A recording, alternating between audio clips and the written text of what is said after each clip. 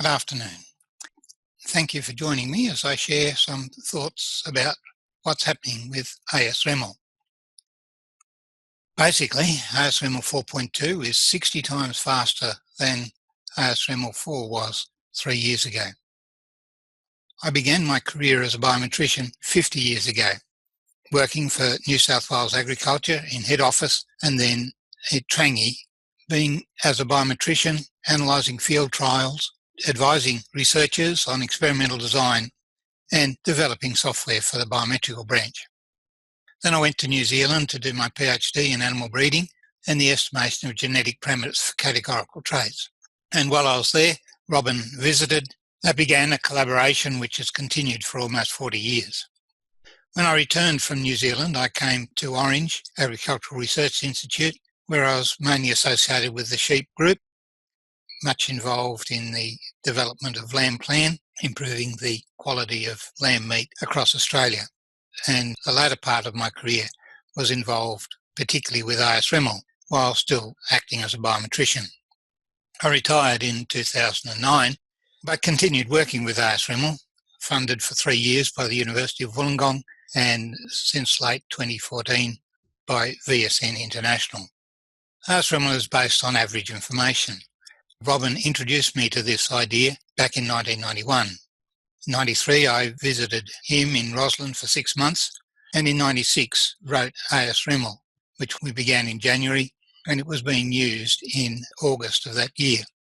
But it was based on existing code that I'd previously written. And since then, I've met regularly with Robin, most years at least twice a year. But the other member of the team who was critical in those years was Brian Cullis, who was consulting much in the plant breeding community across Australia, where AASC found a lot of use, and was also supervising quite a few students who were formalising the theory that's gone into AASC. But many other people have contributed ideas and questions and problems, and so it's been my pleasure to be involved in this project now for 25 years. Robin was head of statistics at Rothamsted from 1996, and Rothamsted had developed GenStat and created the business VSN to develop and maintain and distribute GenStat. Therefore, the department agreed to commercialise AASC through VSN, which happened in 2002. When I left the department in 2009, they didn't want to continue to support AASC, and so VSN purchased all rights to it from DPI and Rothamsted Research. As I said, I've continued to maintain and support AASC. The big change in version 4, released in 2014, was the adoption of a functional syntax. That is, in writing the model, we also associate variance structures as functions in the model. And so the term US of site means we're going to fit an unstructured variance matrix across sites in cross-product with an identity, in this example for genotype. At the residual level for this multi-environment trial, at each site, we have a grid of plots and we fit a correlation structure at the residual level, which is autoregressive rows by autoregressive columns. Similarly, for a multivariate animal model, we can use a US structure to get the variance-covariance matrix for the genetic variance. That's indirect product with the numerator relationship matrix for the animals. AASC 4.2 has several differences, but the main one that's driven its development has been faster processing of the less sparse models. There's some changes with respect to factor analytic models, generalised linear mixed models, hierarchical generalised linear models, and some aspects of using relationship matrices. The big problem with an unstructured variance-covariance matrix, especially as it gets larger, is that it becomes more difficult to estimate, particularly if you want to constrain it to be positive definite. One way of doing that is to put a model on the elements of the unstructured matrix. And a very useful model is the factor analytic model. Here, if we say the variance matrix is a cross product of a set of loadings in gamma plus a diagonal matrix of specific variances in psi.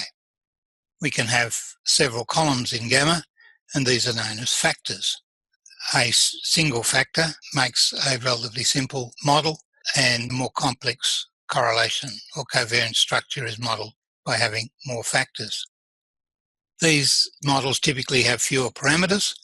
They are usually faster to fit than the unstructured variance model, and they accommodate the situation where sigma is not positive definite.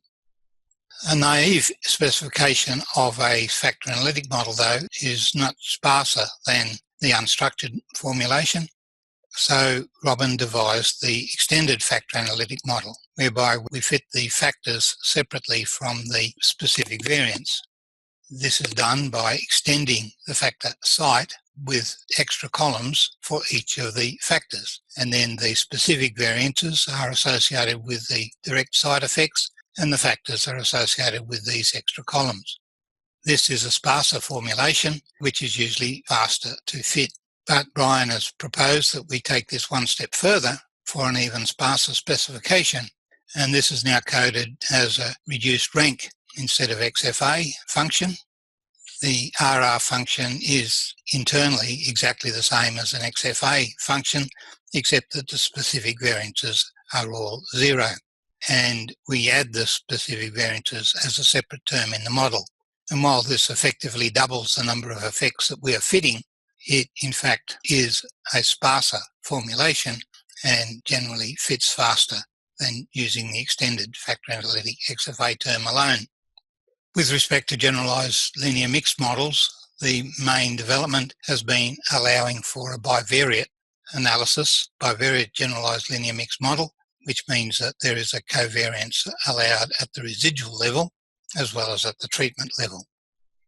A special case of a bivariate generalized linear mixed model is the hierarchical model, where the first trait is the variable that we're actually analysing, and the second trait is based on the residuals from the first model. So the two models that we fit are a mean model fitted using weights from the dispersion model, and a dispersion model fitted to the residuals from the mean model. And in fact, you can generate covariances between the mean effects and the dispersion effects. The focus can be on the dispersion model to get an understanding of what are the sources of variation in the variance. One development in the numerator relationship matrix is to provide an option for the pedigree to be trimmed. That is, to exclude animals from the pedigree that are of no interest or do not provide any genetic information. The other form of relationship matrix is based on genotype markers.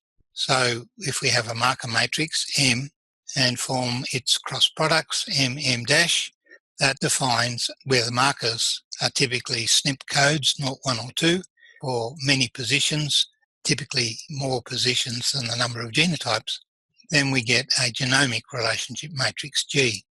The problem with this matrix is that, unlike the numerator relationship matrix, this matrix is typically dense, and the amount of computation involved goes up with the cube of the number of elements in any row of the mixed model equations. So we need faster procedures to handle these models. And this has been the major focus for AASREML 4.2. And the speed up has been achieved by handling sparse matrices more efficiently, by introducing some parallel processing, by reorganizing some operations, and by processing blocks of equations at a time so that particular cells don't need to be updated so frequently. The other thing that I've been doing over the last 4 years is writing a program I've called Echidna. AASREML was based on existing code, whereas this was written as a fresh start with the aim of having something that is better organised and lays a better foundation for the future.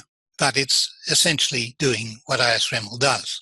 And so 60% or more of AASREML jobs will run directly in Echidna, although there are some things that are in AASREML that have not yet been implemented in Echidna. And similarly, there are a few things in Echidna which haven't been made available in AASREML. This has been developed now as a strategic cooperation alliance between VSN and myself, because VSN is obviously concerned not to lose its revenue sources from AASREML. And under that alliance, VSN has exclusive rights to commercialise Echidna, but allowing free, non-commercial or academic use. And AASREML licensees can use Echidna without paying any extra license fees. A few comments about AASC AASC R4 was released last year. It is based on AASC 4.1 code, so doesn't have most of the speed up enhancements that are in the 4.2 code, but they are coming. VSN has contracted the University of Wollongong and Dave Butler to develop a new R interface that can be used with Echidna and the AASC 4.2 cores. Both of these are available now under free student licenses as a consequence of a changed licensing system built into them. So let me acknowledge VSN and their support, particularly over the last 6 years, as I have continued to work and develop on AASC. I must acknowledge Robin's patience and perseverance in working with me for nearly 40 years now. He has done all of the work in updating the user guide for AASC 4.2, and we continue to have challenging discussions on new and old ideas. These programs depend on user feedback, and I thank all those who have used the programs and provided that feedback. And I must always acknowledge the living God, who ultimately provides strength and guidance for every day through Jesus Christ, whose return draws nearer. Thank you for your attention.